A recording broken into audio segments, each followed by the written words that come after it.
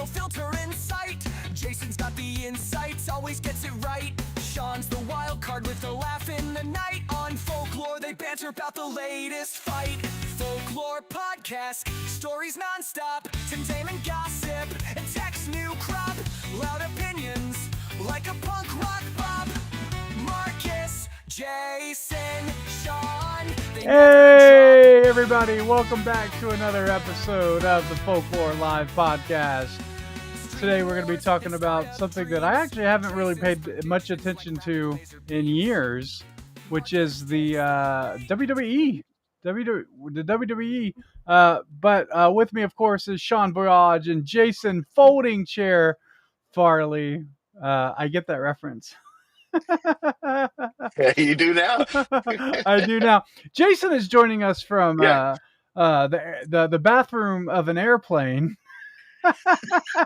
Yes, I had to slip away. The only place I could find. Jason, no tampering with the devices in there, okay? Yeah, I know. No tampering. Yeah. So we'll set off the smoke alarms the old-fashioned way. But yeah, Jason, Sean, thanks for having us. I'm just getting some stuff situated on my end for the chat. But now, Jason, are you still flying back from Washington D.C.? I watch a lot of WWE. Oh yeah. Well, yep. Your middle name is sort of an indicator that you might be a fan. Yeah. Yeah. Yeah, you should kind of lead this one off. Well, one of my all-time favorite memories as a kid was myself and my best friend and our dads took us to live back when it was WWF. We saw Roddy Piper, we saw the Ultimate Warrior, and it just, one of those memories burned in my brain. It was one of the funnest nights. Had a great time. So I've been a huge fan of WWF, and my great grandma, who died at over 100 years old, when her husband died, she became one of those WWF grandmas that she would go to the live shows, scream in the front row. She loved it so much. So it's in my blood. No way. That's a pretty cool grandma. It was pretty. Yeah, she's great grandma. It was my great grandma. Yeah, she was pretty fun. It seems like it might almost be like a form of trauma therapy. You know, you lose a loved one, and like, what's the natural progression? Like, got to get into WWE. Like, got to get into WWF. Yeah, you got to. Well, before we get in that story, let's update everybody on where we were this week. We were in the swamplands. We were in the swamp. I'll tell you, it was good to be on that side of the country again. I was so happy to see normal trees. But that's the first thing, because being born and raised in Virginia, when you live on the West Coast, you're like, man, these are not real trees, man. And then you get to the East Coast, you're like, oh, maple trees, how awesome is this? So it was great. It was great to be there. But man, DC is an awful city. It's really sad. It's great. It's got the most beautiful architecture. Like, it could be next to San Francisco, the most beautiful city in the United States, if not. But the first thing I noticed, or actually I should say I sniffed, as soon as we got there, did you notice that there's an extra special pungent smell of urine that permeates the entire city? And I thought, oh, that's why they call it the swamp. Man, it's a unique blend of, like, I won't even say the things, but I was like, wow, Muriel, you're doing a great job, lady. The parking garages are the worst. Oh, they need, I was thinking, I have an idea that I wanted to share with you. I want to do Washington, D.C. parking garage air fresheners. And they're just giant, pine trees, but they're actually like, pine trees, yeah. Do not go to the parking garages in DC. You're not going to find one that doesn't smell like a truck stop urinal. Yeah. So it's it's between the truck stops and the guys who are just like the fentanyl statues. in the middle of the road. Like, Maybe in the middle of the yeah, road. you're walking and there's just a guy, just in zombie mode. It's really Zombie crazy, mode. but also the prices of everything is out of control. Like how much was McDonald's there? My goodness. So It was ridiculous. Yeah, we had dinner at the Palms last night. One of our producers, and super overpriced. You know those dinners where you're like, okay, I got to just pony up, take out a small loan. I got to do this. It was one of the most disappointing. I hate to throw a restaurant under the bus on live global podcast vision, but don't go to the Palms. It was one of the first times chat really let me down. Well, why would they call it the Palms when there's not a palm tree within like 100? See, had I had you with me, I would have had a voice of reason. You would have asked that question, and I would have said, "You're absolutely right." I would have said, "I don't trust something called the Palms that has never." They've seen got one in tree. LA too. It's kind of like because they mean these palms. Oh, I have a funny story about it. So we go and we sit down, and it's one of those places that has caricatures of every famous person in DC of the last like 70 years. You know, one of those places. So it's kind of a famous place in DC where a lot of congressmen and women go and hang out. And they go to sit us down, and Daniel sits across from me, and he's sitting with the wall behind him, and he's flanked by Hillary Clinton and Bill Clinton perfectly. And I was like, Daniel, I cannot sit here for the next hour and stare at you sandwiched between Bill and Hillary. So we asked to be sat in a different section. Yeah, that's good. That's amazing. Jason, do you hear that? The sound? I hear it coming through the tunnel. Ladies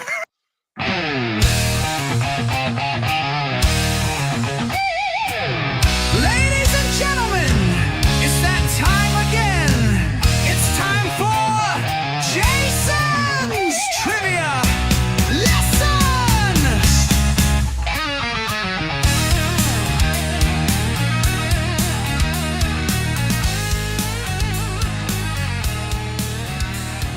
All right, that means it's time for Jason's Trivia Lesson. That's what the hard stop means.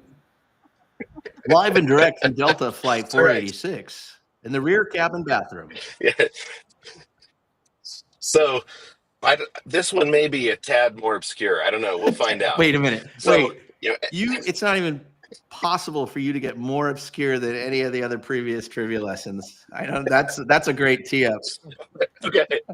Well, I'm not starting with "as everyone knows" because I don't know if anyone is going to know about this or not. The other ones I'm sure everybody knew about, but there was a show that launched in the 1970s whose final episode caused a recognizable spike in water usage. So the final episode, when they played it, was a recognizable spike in water usage because 105 million households watched the episode and all flushed their toilets at the same time at the end of the episode. Yeah, and there was a huge spike in water usage for the 10 minutes after the show. It was the first show to ever have over 100 million people watch it, 100 million households watch it at once. And it still holds the record for the highest watched episode of scripted television. What's funny? So the question is, what is the show? The funny thing is about this one, it's funny you tee it up as being the most obscure, and it's the one that I actually used to know the answer to. Yeah. Oh, really? This is like I feel like in a film and television, one of those classes in university. I feel like this came up. Yeah, it might have. I was reading along and hit that the spike in water usage. I was like, oh, that's amazing. That's going to be a folklore because it's back when there were only 3 networks and you could actually affect. Yeah. 100 million people at once, and there was just 3 networks. It was before cable, but it was really when television kind of hit its peak. I just want to be clear. Those were not Uh, alcoholic shots I just took. My wife came in here with 2 caffeine mixed drinks that she made and wanted me to test which one was best. But I thought they were alcoholic. Not that we're against it. We but wouldn't have shamed you. Hey, it's 7:12 in DC right now. So yeah, okay. Yeah. Yeah. So we'll see if anybody right. gets this one at the end of the episode. We'll find out. You think Ian from Memphis, Tennessee knows? I bet he knows. It wouldn't surprise me if he knew. I think I know, but I don't want to. I think I know, but I don't want to spoil it. But I want to see if anyone can guess it. That's a good one, though. Okay. I think I might know, but I don't know why they went to the bathroom afterwards. They held it. They held it, and they all once the show was over, nobody could finally go to the bathroom. No, yeah, nobody wanted to miss anything. It was such a good episode, and then Ian says he was too busy flushing M&Ms down the toilet, which that does seem like something Ian would do, something mischievous like that. Yeah. So, hey, Jason, has anyone knocked on the door of the Delta bathroom that you're in yet? Or are there people? How many people do you think are outside there waiting? Somebody just said housekeeping. So I know there's a line. Yeah. Did you know, it's a fun fact that someone did a study that the bathrooms are getting like 2 inches smaller every 5 years in the airlines? Oh, it's not me. No, yeah, no, it's a real thing. Okay, I thought I was getting bigger. Yeah.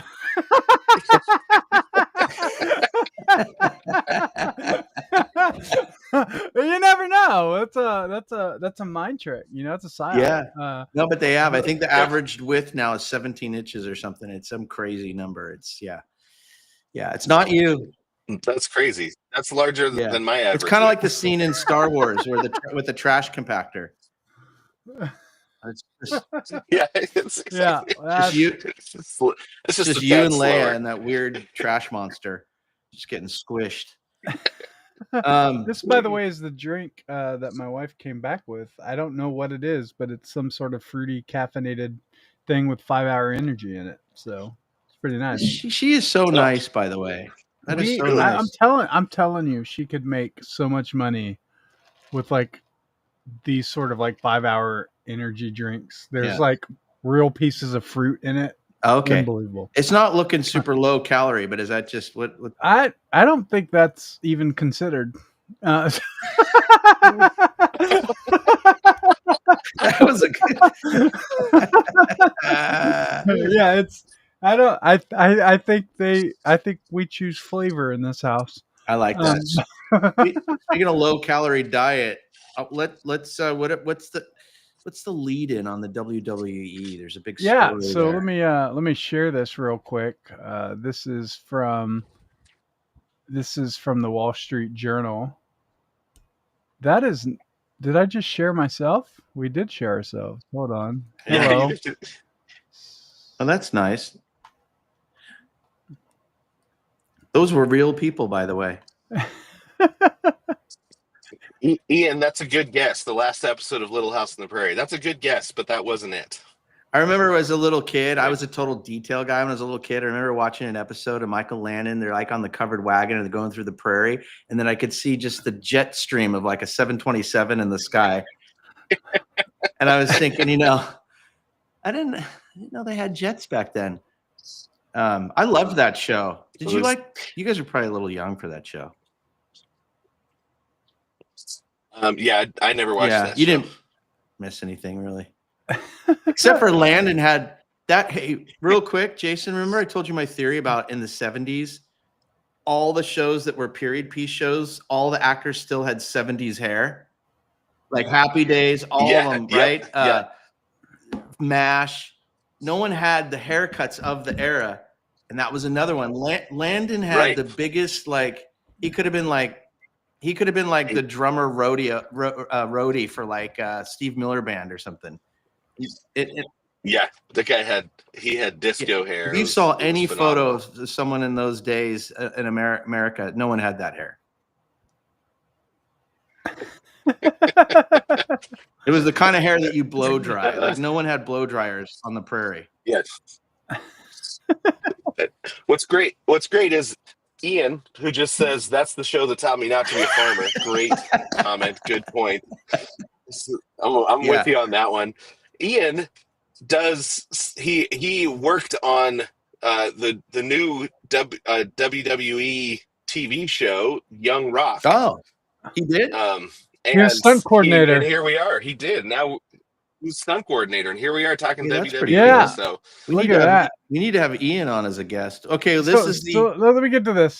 So Disney is paying $1.6 billion for the WWE rights. ESPN unit will stream WrestleMania and other major offerings for 5 years. Now I saw this blowing up on Twitter today because it's going to be, I believe, an additional $30 a month for all WWE events. Which is more than the $10 or the $7 you were paying on Peacock. So they're pretty mad, which I have to say, guys, like, you know, I think a majority of the WWE audience is not the high income crowd. Yeah, You know? these people are spending all their weekly lotto money, which is a tragedy. Yeah, you know, and so you know, it's another subscription on top of, you know, obviously you're going to need the Disney Hulu ESPN bundle probably. So and they'll probably have to have Hulu Live, which is $80 already just for that. And then I also saw an article today too that said that Disney is getting rid of the Hulu app and everything will be merged into one primary app, which is a mistake. I think I've said that. I've said that before. I think the strategy is to create niche brands and just have a single sign-on, one subscription, but different apps, so that people get a different brand experience. But that's my personal thought on that. But anyway, so I have to subscribe to read this article. Well, I can read it. I can read it to you if you want. I'm a subscriber. we don't need to see it. We get the facts. So it's $1.6 billion agreement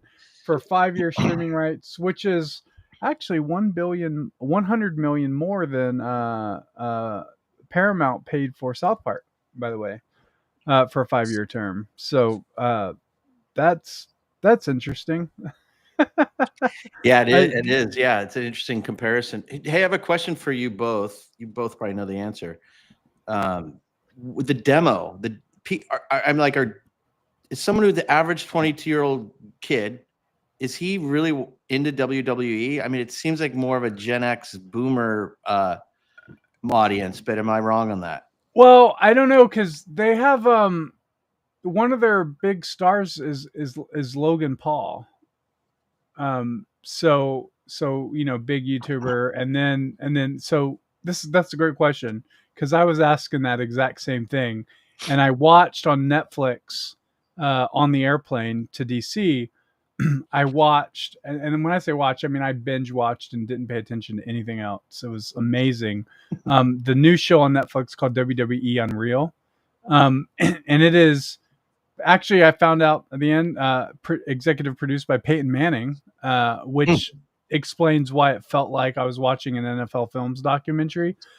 And basically, it's like Welcome to Wrexham, in the sense of it's this documentary series about the 2025 season of WWE. And but what was so magical about it, in a way that I've never seen before when you talk about the WWE, is they brought you into the writer's room. They basically explained, this is the guy that's going to win, and this is how we're going to tell this story, and how we're going to do these babyface to heel turns, with which is the big one, the big heel turn with John Cena, which, by the way, was a really big deal, because he was always babyface. He was always the good guy. And so when they positioned him to do a heel turn, it was his first time being a heel, going into his last season, which will be next season, because he's retiring, because his body just can't handle the work anymore. They only kept, it was amazing, they only kept that heel turn moment with 5 people, and there was the 5 people that were on stage and Triple H, and even the cameramen didn't know what to do. So you see Triple H directing the camera guys. All right, you're going to want to stay on. You're going to want to stay on John Cena here. You're going to want to go. You're going to want to stay on Cody Rhodes here. You're going to go wide because this is about to happen. Like, and the camera guys didn't know what was. No one knew, and they kept. It was like that big of a deal. So like just to be able to see the crafting of story that kind of takes place. In soap operas is in something that is soap operatic, I guess you would say. It's definitely a male soap opera. They call it that. So it really gave me a new, like, I haven't paid attention to WWE since it was WWF, and like Triple H was like dating Stephanie McMahon, and then like right before they got married when I was in high school, like that sort of stuff. So it was really kind of neat to kind of come back to it with Triple H in charge, and see all the sort of behind the scenes work that is involved in staging such a massive production. And so when it comes to do they have Gen Z and younger guys, I would say yeah, man, because they had one scene where they had I Show Speed in it, and they crafted this moment where I Show Speed was going to be live streaming on his channel behind the scenes, and in the moment it was during the Royal Rumble, right? So the Royal Rumble, you got 30 guys, each come in every 10 minutes or whatever, or every 5 minutes. There's a new guy comes in. So the one guy comes out, and as he's walking on stage, he's immediately taken out before he even gets into the ring. And Triple H looks at I Show Speed and says, "Your turn, your turn. You got to go in. We need another man." And I Show Speed live. He's live on his channel at this time. Goes in the ring and fights, and he's a Twitch streamer, right? So so like so they were live streaming this on Twitch and on the pay-per-view event at the exact same time. And there was one other moment that I thought was really incredible, is they were staging a fight between 2 wrestlers. I forget the names at the moment. And Triple H said, "Hey, I need you guys to go and fight outside by the buses, but make sure none of our cameras are with you, but also make sure there are fans around." And so they went out behind the buses and they fought, and it went viral from some fans' iPhone. And that was his strategy to sort of pique interest among younger generations by just having fans just capture this random fight that took place outside the stadium between the 2 wrestlers. Like they're really smart. Yes, I think they are going to stay with a younger audience. I think they are going to be able to maintain that, because they know they're bringing in Twitch streamers, they're bringing in YouTubers like the Pauls. I mean, like there's I just never thought of the WWE that way. Everybody says, "Oh yeah, it's fake, it's fake." We all know it's fake. And for them to open the veil and be like, "Yeah, it is," but look at how much work, like the work to get it on stage is real.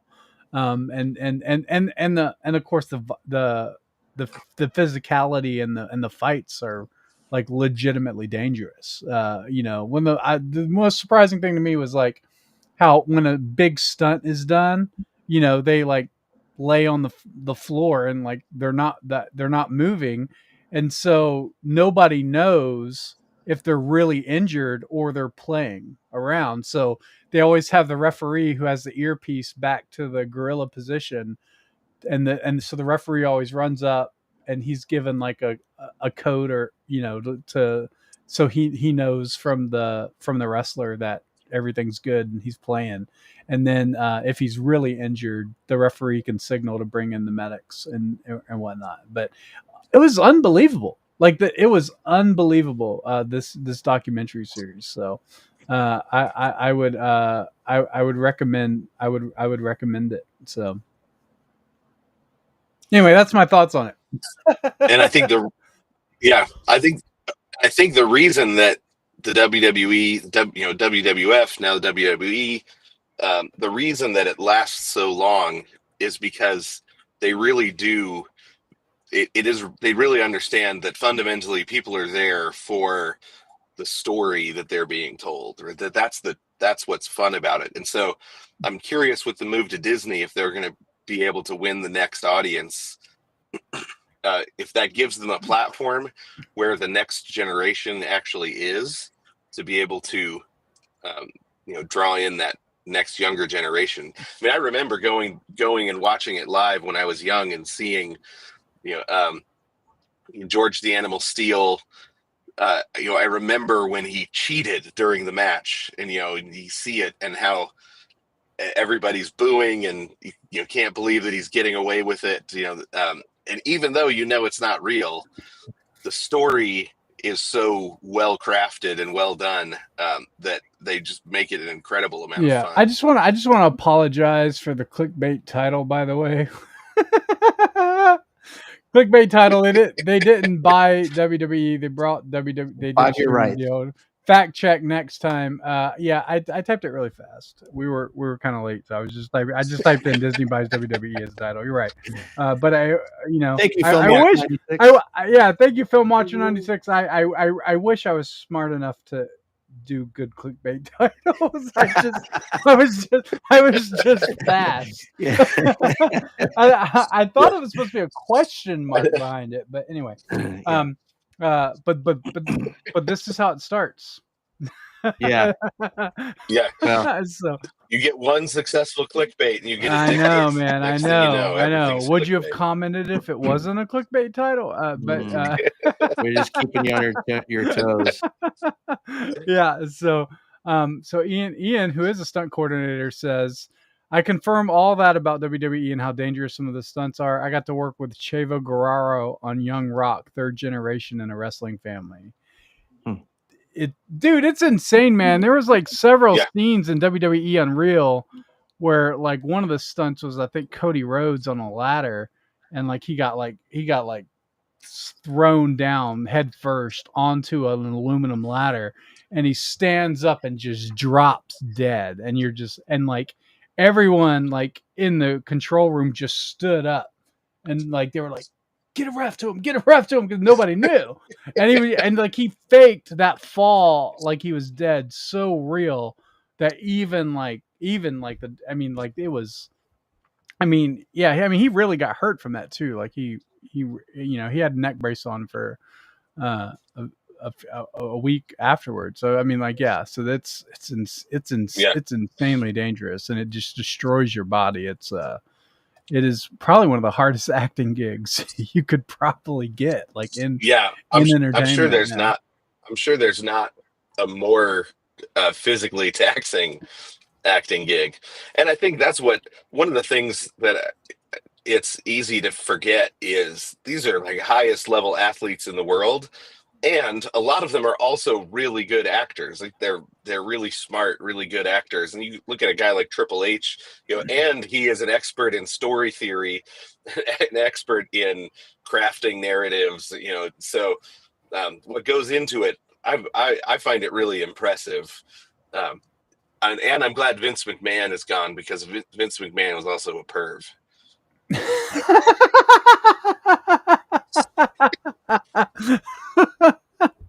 Right. Well, there you go. That's my hot take of the day. Another sponsor. Yeah, allegedly. Allegedly. Allegedly. Right. For our legal team, allegedly. Yeah. Sean, you have anything else to add to this? Because I think your Gen Z question was really good. But I wonder, and I also wonder how much crossover there is between the UFC fan base and the WWE fan base. And I'm just curious, is there a shift in the viewership and the demo? It'd be interesting to get that. Here's a Vince McMahon fact from Ian. Vince thought sneezing was a sign of weakness, so you couldn't sneeze in his presence. I actually agree with that. I try to, if I have to sneeze, I leave the building. I always try to sneeze with my eyes open because I want to see my eyeballs fall out. You know Could what never was accomplish crazy? it. Hey, Jason, what's your resting sneeze face look like? I know mine. That's it right there. That was That's pretty it. good because the screen actually froze. For The a second. screen froze right in That the was, middle. yeah, of that it. was amazing timing. Perfect. Wow, that was like he took a screenshot. Look, we got Chris. Chris is now in the mix. We've got a party Good morning, now. everyone. There you go.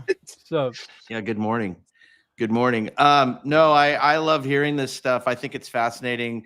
I have to imagine if somebody told you in 1990 that Disney was going to pay 1.6 billion for 5 years of just streaming rights for WWE, people would have just said you're crazy. And it's crazy now how like billions just gets thrown around for rights. It's almost like anything under $1 billion, it's not going to make the news anymore. It's a lot of money. I don't know if when you do the math and you think of that as a ton of money. yeah, Ian says you can buy rubber chairs for $400. You can buy a rubber ladder for $17K plus $5K expediting and transport. So Is that true? You really can? You could buy like a rubber folding chair? rubber folding chairs, that is. I know your nickname is earned, not faked. Next week it's gonna be Babyface, right? Yeah. No, Babyface Farley. was it Super Heel? No, Wild Heel. What was it? There's Heel turn. there's the regular heel, but then they have another term, the Wild Heel or Wild Man Heel. Now I want to look it up, but Hey, real quick, you guys will know this. What's the other, like, if I want to watch a great documentary on any of the wrestlers, or is there another one out there that's worth watching? Yeah, I think Vice did one, didn't they? That was really good. They did a whole untold stories of what's the name of the actual documentary series that they did? It was the Dark Side. Yeah, it was the Dark Side of pro wrestling, and they went through a lot of like the major players and histories from a lot of the ones that were either addicted to drugs or died as a result of doing a stunt on the show or something like that. It was the Dark Side of Wrestling from Vice was actually really good. That was one I watched several years ago.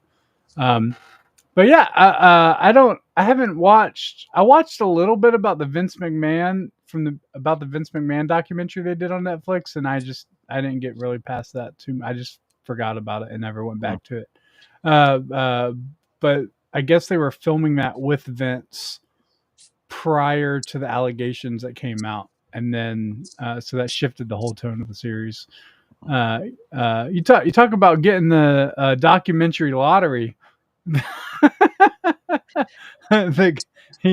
So they were asking him the questions pretty much the day that news dropped. They were there with cameras on, so that was possibly planned. I don't know, but I want to watch the Linda McMahon documentary.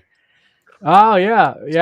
Get paid to get fired, or get paid. We got to think of a good title. Shutting down the Department of Education. Yeah. Oh, fantastic work on her part. Can you imagine? Hey, Jason, we're going to hire you for this gig. Just so you know, we're going to shut your department down like right after we hire you. But just that's hey. Speaking of Vice magazine, I always share with you guys my take because I did a lot of work with those guys in the last 20 plus years. And then Jason, you sent that interview with Hamilton Morris. yeah, and I just watched it on the flight back from DC. Everything he said is 100% true. That was great. Yeah, it's fascinating to see how important or how destructive, like, just the immorality of the people running a company can be. Like, you can't bureaucratize yourself out of people being bad people. Yeah, absolutely. Yeah. Well, everything he said was so true. And he'd made that point that, at one point they had valued themselves at $6 billion. And it was just like, talk about smoke and mirrors. That company was never worth like 1/1,000,000th of that. Yeah, that was a good one. Thanks for sharing that. If anyone wants to see that, what was that? That was the Hamilton Morris interview on YouTube, Danny Jones clips, which I didn't know much about. What's the deal with Danny Jones? I didn't know anything about that. Yeah, but that was that's a really, if anyone gets, I guess just look that up, the Hamilton Morris interview about Vice magazine, and Vice, if you want to hear a little true behind the scenes reality of that garbage company. Sorry. So what else was there? There was something else. Oh, well, we talked about DC. We have a new show. Did you guys see the new show that we premiered last week? Monumental Divide. Yeah, I watched it. I really, really enjoyed it. And there's a couple of things that I really loved about it. One, I didn't know the ins and outs of that fight over federal land and what the details were and the history of it going back and forth, usage rights going back and forth. So that in and of itself was just a fascinating story. But the effect on real people in the town, I thought, was what it really humanized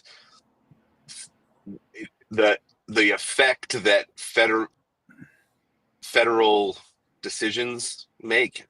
You know, because so often it's always just kind of the feds change this or the feds change that, and you don't think much about the real human impact that it has. That's and a good they point. Really humanized. I thought that was the strength of it. They humanized the back and forth decisions of the feds legalizing, unlegalizing, legalizing. You know, that really affects actual real people, and it's not just theory. Anymore. And so I really liked it. And then just the message of the documentary overall, I thought was awesome. Yeah, I was too busy doing CEO stuff to watch it. That's when you know you're big time. Like, how many shows do we have this week? Yeah, we launched a show this week. Oh, that's fantastic. Hey, just for the people that are listening out there, Jason, just to kind of tee it up and like what this doc's about. Just a little log line on it. Yeah, it's about the shifting federal land usage permissions, because it's not exactly laws, but what you're permitted to do on federal land, and then changing the size of the federal land back and forth a couple of times with a big federal park in was Colorado, right? Utah, Escalante. So the Grand Staircase National Park in Escalante, Utah. And so basically, like it's bounced back and forth about the land. And you have on one side ranchers that have been ranching on this land, federal land, for generations, and it's what they've been doing forever. They love the land. They've protected the land, but they use it for their cattle. And then on the other end, you have people kind of that have moved in that are adventurous. These are the people in the Subaru with the REI stickers, rolling in, that want to kayak and climb and experience. And so they were really thrilled when it gets designated protected land, but then it pushed all the ranchers, out of business basically. And so you have this warring faction in this tiny town. And so a lot of suspicion of your neighbor, and it's like, well, where do you sit on this subject? And it's pretty, it's a wicked divide between, and the film really does a good job of really fairly showing both sides. And I think the overall message about you got to talk to your neighbor, even if you are opposed. You got to at least understand where they stand and why they believe what they believe, so you guys can find some bond. But I liked it because the guy who directed it, Brian Oliver, came from doing snowboard skate films. He's just produced tons of really great documentaries, usually on pro athletes and different subjects. So this was a little bit different for him, but he lets the story breathe. And it's not like a Michael Moore thing where he's just shoving down, like, here's my opinion, I need you to get my side of the story. I'll go and interview the other side of the story, but this is what you really need to believe. He does a really good job, and that thing won like 15 different awards. So, and you can see why. So I like it because I think it's a good example of the types of docs you should see on Lore TV that don't tell you how to think. They tell you you can think for yourself. Right. But, and I really, I appreciated that it was down on using people for political ends, and up on a community coming together and talking to solve its own problems. Like stop trying to look at the feds and become a political pawn in a broader federal game, and go talk to your neighbors. Solve this problem as neighbors. I loved that message. So he didn't come down on one side or other of the issue, but he came down on the side of being civilized with one another, which I loved. I loved that. Yeah. I'm glad. Yeah, that's cool. I encourage anybody, try to check it out if you can. And Victor, welcome to the. You see, Victor's on here. Victor is in one of your shows, right? He is. He's the PK. He's the guy on the couch getting the. He's the guy on the couch. Victor's good. Fantastic actor. Yeah, I enjoy his role in the PKs. That's a little. By the way, the PKs is coming. That's another new show coming to FolkLOOR TV next week, I think. Right? Is that about the timing we should premiere? Should we premiere next week? I would like to. It's not going to be done by next week. There's some things we're looking into on the edit. But Okay. Hey, I'm just excited when it comes out. I love it. That show has so much heart. The acting is great. That's a. I can't wait till we premiere that. Yeah. And good job, Victor. Victor's was. That was a great. This is a great scene with Victor in that pilot episode. Yeah, he's got some of the funniest lines. Yeah, he does. So what else? Did you see? Did we talk about I'm Not a Robot? Did you see that yet? There's another one I bet our CEO hasn't seen. Marcus, have you seen our other? I have seen I'm Not a Robot. Yeah, I have seen that. Yeah, that one's really great. I really love the fact that FolkLOOR TV is a great vessel for sketch comedy like that. Like that's exactly, we need more of that. We need more sketch comedy, more entertainment, more because I really think, I've said it on the show several times, like sketch comedy and comedy is so important for building and creating culture and really sustaining culture. And so, get us more sketch comedy, Sean. I'm working right on it. I'm going to get right. I've been really focused on sketchy comedy, which is a subdivision of sketch comedy. Yeah. Dude, I'm surprised those airline hosts have allowed you in the bathroom. This long, Jason. Usually there's a welfare check by now. They're starting to pound on the doors. I'm just ignoring them. Oh man, it's so funny. There's nothing worse than an airplane bathroom. There is actually a DC parking garage. A DC parking garage. A DC parking garage. There'll be two of those in hell, I think. Oh my goodness. What else in news? There was there's some other there's a lot of Disney news. You guys, what's at 10 p.m. tonight, right? I hope you know the answer to this trivia question. It's South Park. That's right. Good time. Oh. This is where Charlie Kirk gets immortalized as a character on South Park, one of the greatest honors of all time. And I love Charlie or hate Charlie, he has handled this like a pro. I hope that whatever they show of him tonight in the character, that he feels the same way tomorrow. But what a true gentleman for taking it like a man and having a good laugh about it and not whining like a little snowflake. That I think it's going to be. I can't wait to see it. Yeah, I'm looking forward to it too, because one, they're not going to be fair. Like that's not what South Park does. No, that would be sad if they suddenly started being fair, right? But that they're going to be funny, and whatever. And it's one of those where you're like, oh, they're going to be making fun of us this round, and I hope everybody laughs at us. That's what that's yeah. I mean, I think that I would think of it like, if you sit in the front row at a comedy at a comedy show and they tell a joke about you and everybody laughs, you want everybody to laugh, right? You can't be sensitive. and hopefully whatever they make fun of about you is funny. I'm hoping the same thing about Charlie Yeah. Kirk.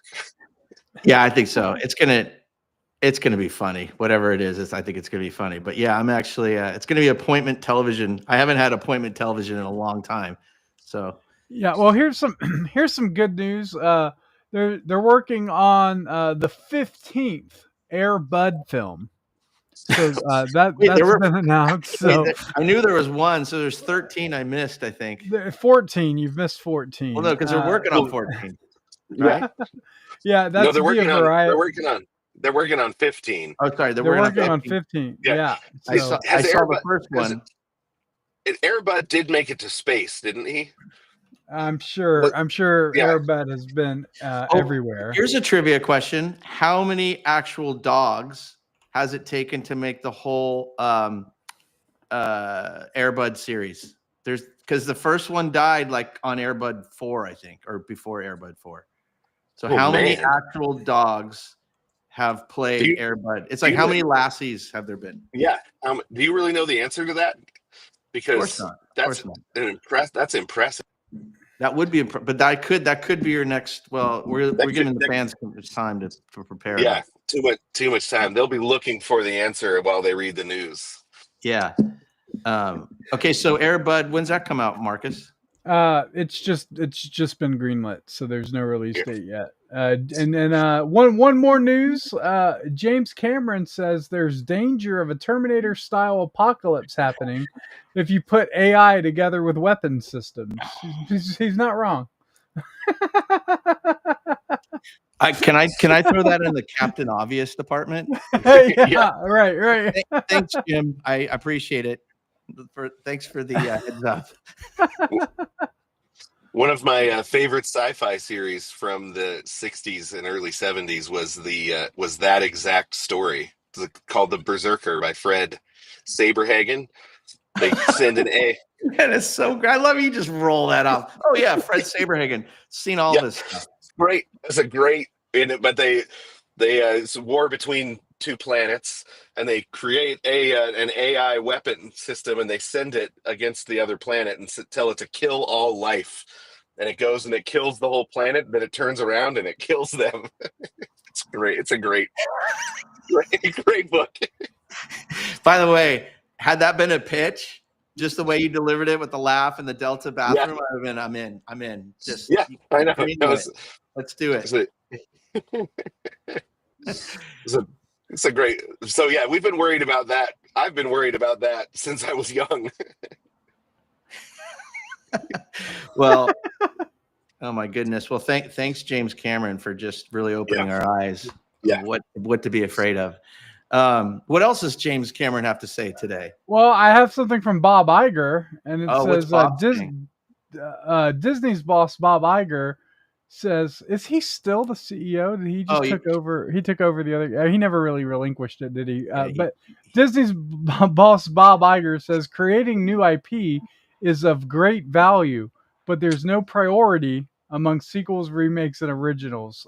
Just great movies." That sounds like nonsense to me. It's like, look, we're just making great movies. It doesn't matter if it's a sequel or a remake. That was like verbal gymnastics. I just don't even I think he got he probably gets $281 million a year to say stuff like that. Yeah, totally does.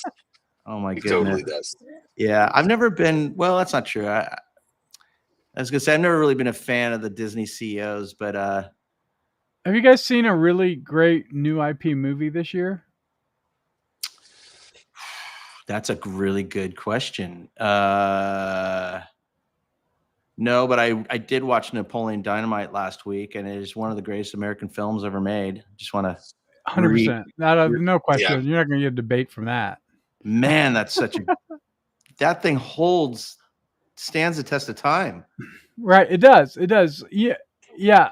I remember my experience watching Napoleon Dynamite was I was in college at Liberty University, and I was watching late night. Don't remember who the late night host was at the time, but Paris Hilton was on there, and she said that Napoleon Dynamite was her most favorite movie ever. And I was like, oh, there's no way I'm going to go see it. And then like later on, the next day, my roommates are like, we're going to go see Napoleon Dynamite. You want to go see it? I was like, all right, there's nothing else to do. And I think we stayed up till 3 or 4 a.m. talking about that movie. It was the first time like I watched a movie and enjoyed watching it. But then when you came home and you were talking about the movie, you just didn't stop talking about the movie because everybody picked up different parts that you might have missed. And you were, you know, and it wasn't like you could just rewind it and go back and watch it. You were kind of, you know, there was this. So and then we went to go watch it again. It was like one of the first movies I remember going to watch again. Twice. Oh, that's cool. Yeah. Yeah. I mean, that movie was unbelievable. And, you know, if any movie deserves a remake, it's Napoleon Dynamite, you know? It's almost so good, though, that, you know, it's Yeah. You don't want it. You don't want it. It's like Elf. Like, you don't want an Elf 2, but, you know, there shouldn't be an Elf 2, but you kind of do want an Elf 2. What's a 2? Can you guys think of a 2 that was better than the 1? Terminator. Probably Toy Story 3 for sure. I think is better than 1 and 2. Okay. I don't think there's any debate on that. I thought you guys were going to say Sister Act 3, but G.I. Joe 2. G.I. Joe 2 was better than 1. Did you say Transformers? Wasn't there a Transformers that was better than the original one? Was it the Moon one? No, I didn't think the Moon one was great, but the newest Transformers I really liked a lot, but it wasn't as good as the first one. I think that the animated Turtles with Seth Rogen was really good. It's not really a sequel. But you know what about Into the Spider-Verse Part 2? We'll have to wait and see because the third one comes out, and so that if it's a trilogy, it is coming out. Thing. Is it coming out? Well, I mean, eventually, but a trilogy is a different category than a sequel. That's 100%. Yeah. I think Mission Impossible 3 was the best of all of them, and it All right, Jason, why don't you give us your trivia answer? Oh, yeah. Trivia answer. What is it? Okay. Wait, should we try to guess or no? Well, read the question. Read the question one more time first. Okay, so the question again was, there was a show that was launched in the 70s whose final episode caused a recognizable spike in water usage when 105 million households held it during the episode and all flushed their toilets at the end of the episode. It still holds the record for the highest watched episode of scripted television. The first time they had over 100 million households watch anything at once. That is the question. So do you guys have guesses? I have a couple guesses, but Marcus, you go first. I think it's Dallas.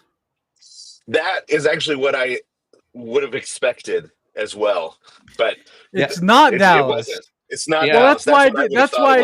That's why I didn't answer the question because I was so certain. Like I would have risked all my money on Jeopardy if it was that. We'd both Marcus and I would be bankrupt. Wouldn't have even used the lifeline on Who Wants to Be a Millionaire. By the way, Ken Jennings won $1 million. Ken Jennings won $1 million on Who Wants to Be a Millionaire, Celebrity Millionaire.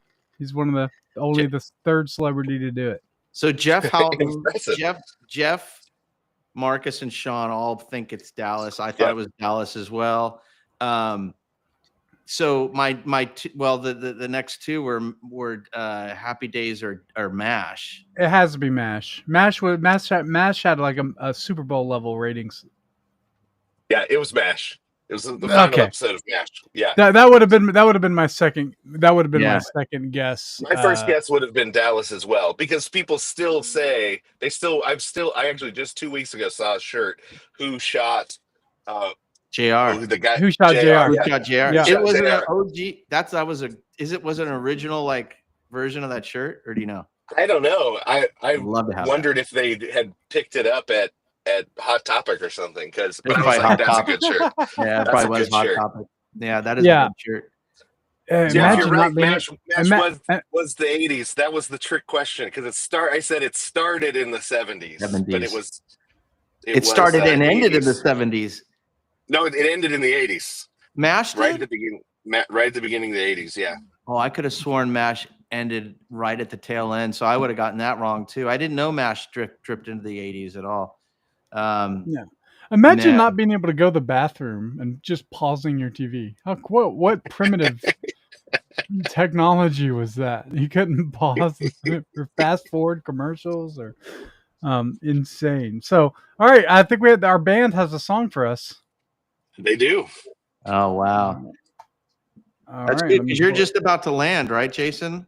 I'm just about to land. You gotta Yeah. put your toilet seat in the upright position. what genre? I can- What genre is this? I can hear them picking the lock out there right now. What genre is this? Let's see. The genre that they sent over this time was 70s deep funk.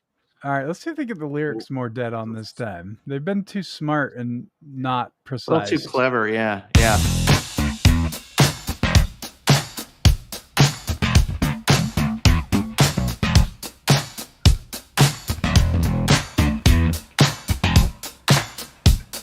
Taking the bass line.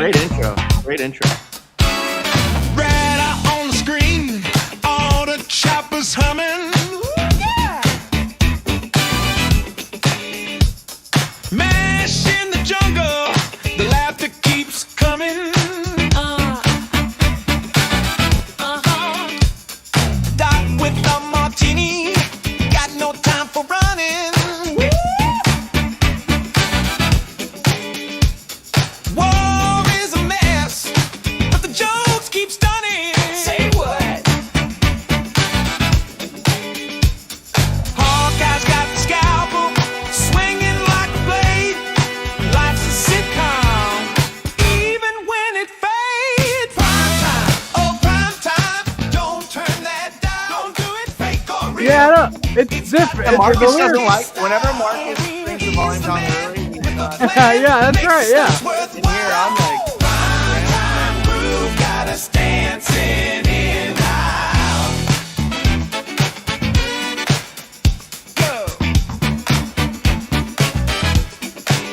WWE, oh, hang in there, Marcus. it's a soap with a suplex. Bam! Body slams flying. Yeah! They're breaking necks. Snap! But it's all a show. We know it's staged. Still, the crowd's on fire, feeling uncaged. The Undertaker rises, larger than life. Storyline sharper than a wrestler's You get a new lead singer, Jason? Prime time, oh prime Yeah. time. Don't turn that down. Make or He real. sounds different now when he sings. Funky style. Joey, for sure, With a plan, new makes the guy. stunts worthwhile. All right, everybody. Thanks for joining us for this episode of the FolkLOOR Live Show. Be sure to go to lore.tv and subscribe for to be able to support independent artists, dream movies and TV shows. So thank you guys for